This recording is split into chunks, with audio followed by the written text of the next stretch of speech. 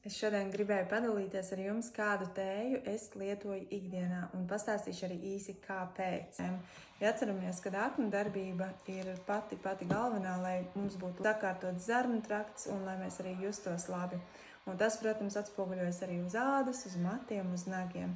Par limfātisko sistēmu, es domāju, man daudz nav jāstāsta. Tur ir skaidrs, ka limfātiskā sistēma ir mūsu kanalizācija un par to ir vienmēr jārūpējās.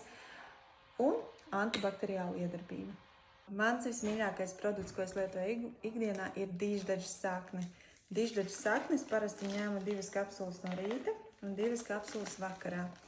Un tas, ko es daru, es taisu tējā. Tas nozīmē to, ka krūzē ir jāielai silts ūdens, nevis karsts, bet silts līdz 50-60 grādi, lai nezaudētu šīs te aktīvās vielas savas īpašības. Un es šīs kapsuliņas taisu vaļā un iebaru iekšā. Lūk šādi. Dīždaģa sakne ir lielisks atbalsts aknu un nieru darbībai.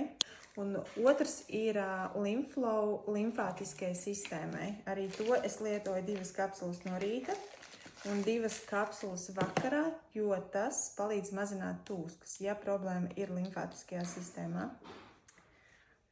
Patīkama ķiršu garša šim ir. Un šādu tēju es dzeru gan ziemu, gan vasaru 2 reizes dienā.